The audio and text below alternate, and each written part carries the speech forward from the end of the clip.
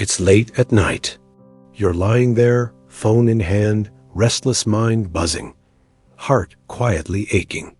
You tell yourself it's just lust, just a normal urge, just a need for release. You think everyone does it.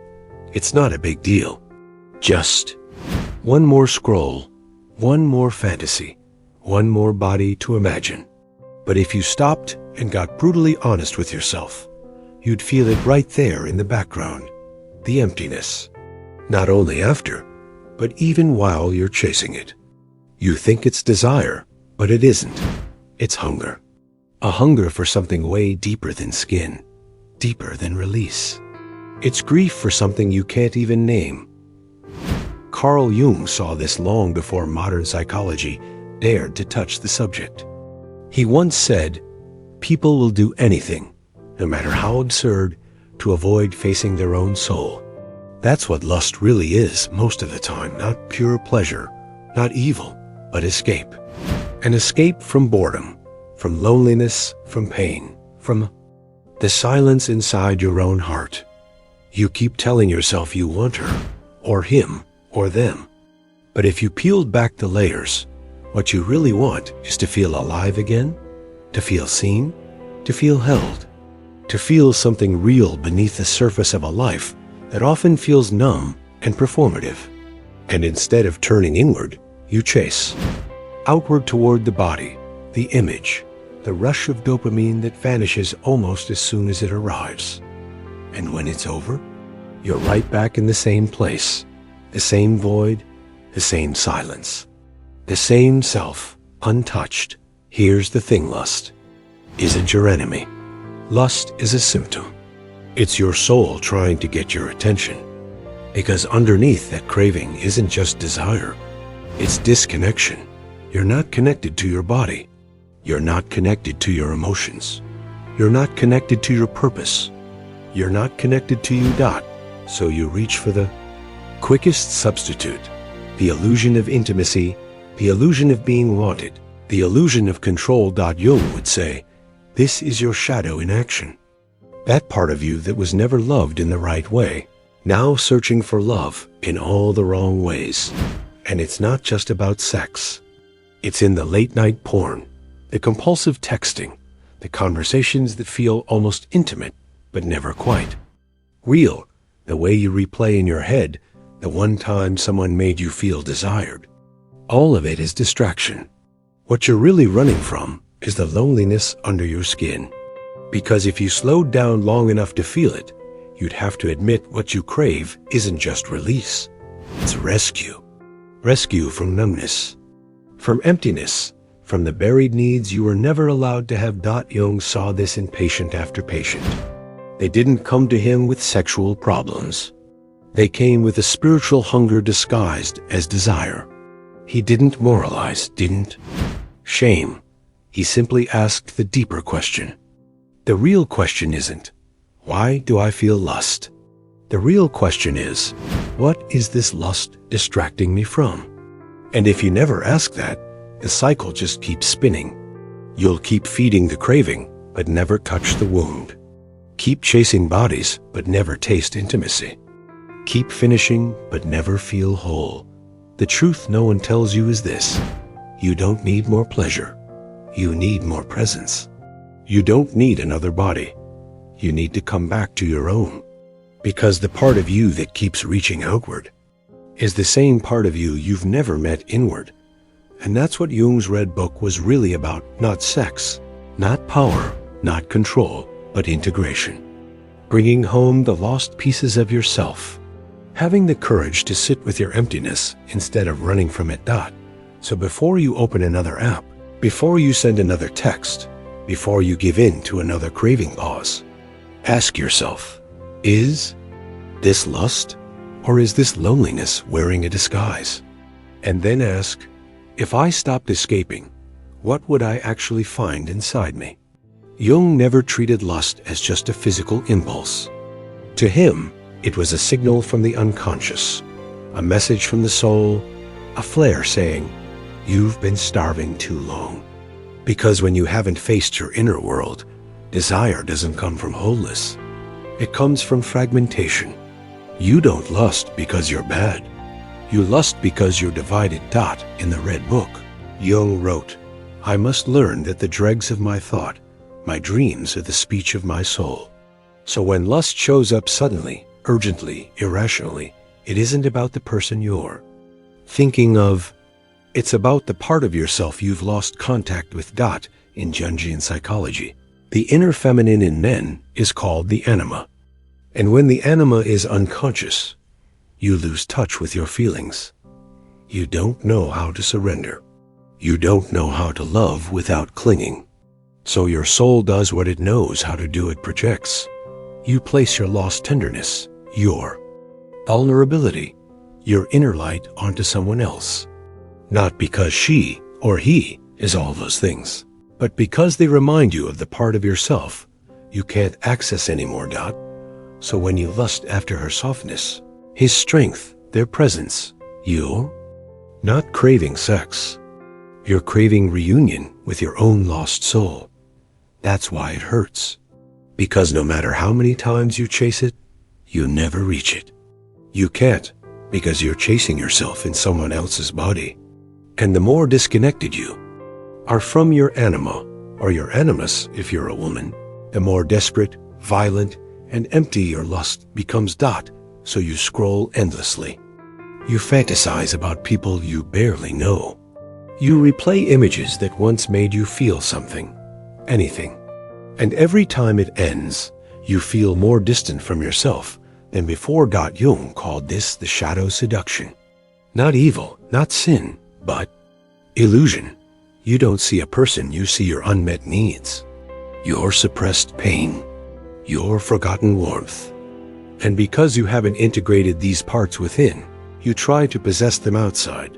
But lust, when separated from love, always collapses. Because no one can carry the weight of your unlived emotions.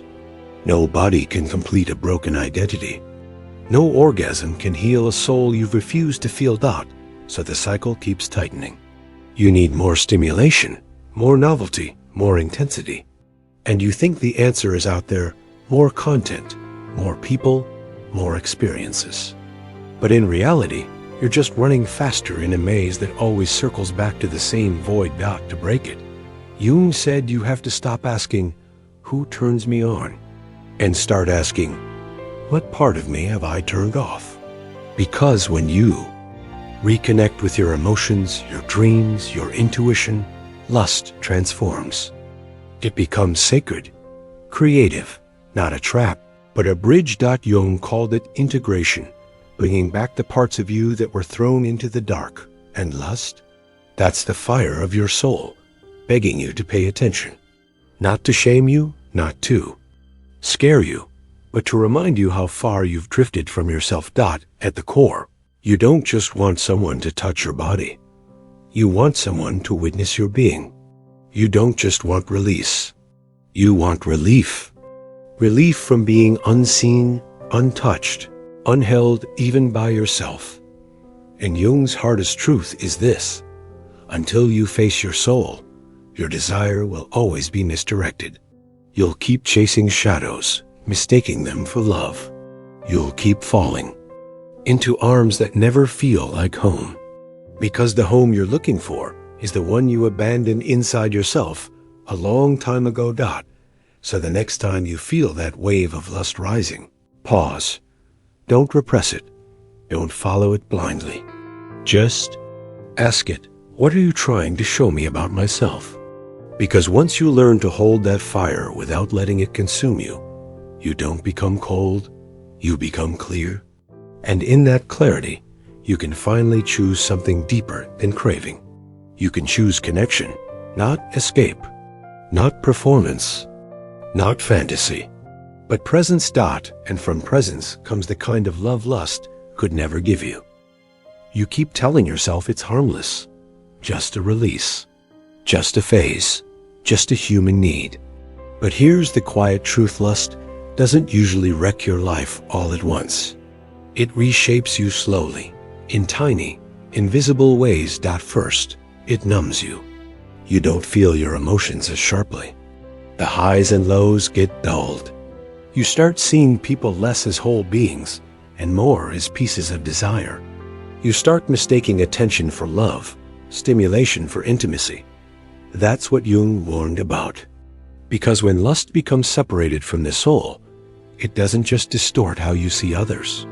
It twists how you see yourself. At first, it's small. You avoid eye contact a little more. You dodge deep conversations. You retreat into fantasies that feel safer than reality. You can laugh, smile, and function. But deep down, you feel numb.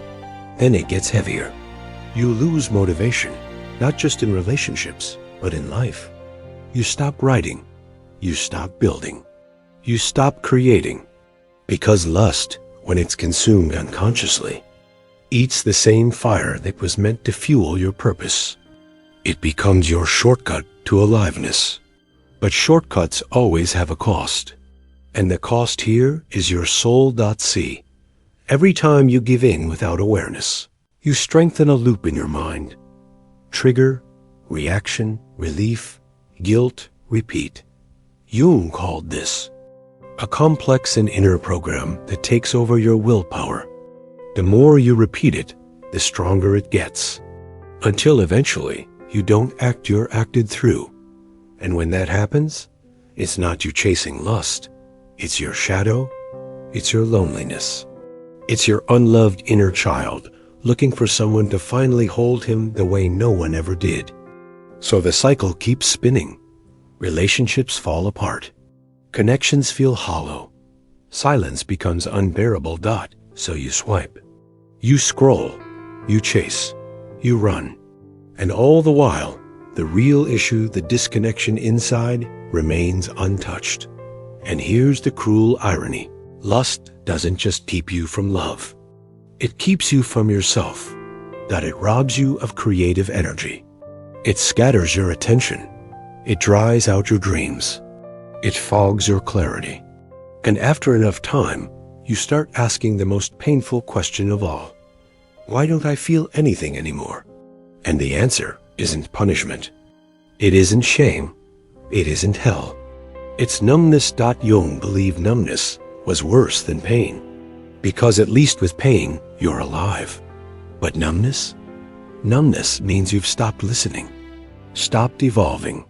Stopped hearing that small voice inside saying, "This isn't who I came here to be." You weren't born addicted to bodies. You were born craving connection. You wanted warmth, not friction. Love, not lust. Presence, not performance. But when you didn't get those things, you turned to fantasy. Because fantasy is safe. In fantasy, you're in control. In fantasy, you're always wanted, never rejected, never abandoned. But the price of fantasy is reality. You stop showing up in the real world. You lose the ability to sit in awkward silence, to risk rejection, to build something slow and meaningful. Lust teaches you escape, not courage, not patience, not resilience. So you stay stuck, chasing highs that never touch your heart, looking for people who make you feel something, just enough to distract you from how disconnected you are. And eventually, you start resenting yourself. You think you're weak. You think you're broken. You think you'll never find real love.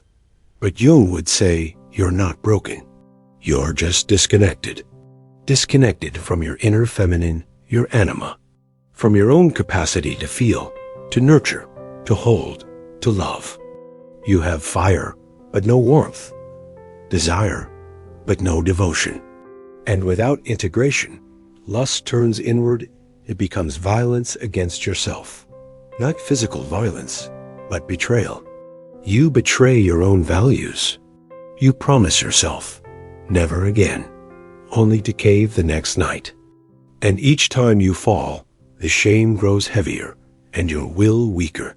Over time, your mind scatters, your heart hardens. Your dreams dry out. Because nothing in the real world can compete with the artificial intensity you've wired into your system. The high is short, the aftermath is long. And the worst part? You start needing more, but feeling less. That's what Jung called psychic possession. when a complex hijacks you, when your cravings don't just whisper, they drive, and you confuse their voice for your own. So the cycle continues. You sabotage relationships. You avoid vulnerability. You numb with fantasies. You seek bodies instead of souls. And all the while, you drift further and further from who you were meant to be. Until one day, you realize lust hasn't just stolen your intimacy. It's stolen your identity. But there's hope. Jung's teachings weren't about repression. He didn't say kill desire. He said understand it. He said sit with it. He said listen to it. Because lust, at its root, isn't evil. It's energy. It's fire. And fire, when unconscious, burns. But when conscious, it creates. The path forward isn't about shutting off desire. It's about reclaiming it. It begins with one step. Stay. Not with her. Not with the screen. With you. Stay in your body. Stay in the ache. Stay through the craving without immediately feeding it. At first, it feels impossible. You'll shake. You'll itch. You'll want escape more than anything. But if you breathe through it just a moment longer than you usually do, you'll hear something new. Silence, not the numb kind. The sacred kind. And in that silence, a voice emerges. Gentle. Honest. I miss you. It's the part of you you abandoned. The boy who thought he had to earn love by performing. The girl who thought affection had to be begged for. The soul that mistook touch for truth. That voice isn't shaming you. It isn't punishing you. It's just asking you to come home, This is what Jung meant by integration. You don't destroy the shadow.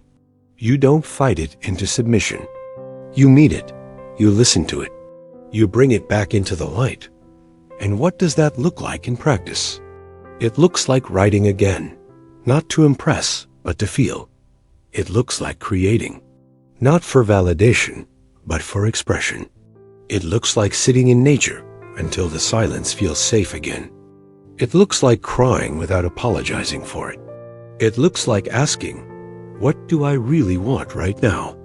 And actually listening to the answer. Healing lust isn't a one-time victory. It's not a single choice. It's a daily relationship with your own soul. And over time, the cravings lose their grip. Not because they vanish, but because you no longer fear them. Instead of running, you welcome the heat. You thank the desire. You hear its deeper message. I want love. I want beauty. I want meaning. I want me. And that changes everything. You don't need shame anymore. You don't need guilt. You don't need to prove anything. You just need to come home to yourself. And when you do, when you reclaim your anima, or your animus, you stop chasing outside what you already embody inside. You feel your emotions. You honor your softness. You embrace your strength, and something shifts. You become magnetic, not because you're desperate, but because you're whole. And then, when someone does come along, you don't need to possess them. You don't need to be rescued. You don't need them to complete you, because you already did the work. You already held yourself through the dark, and that kind of presence true. Presence is what transforms lust from a cage into a fire that gives life.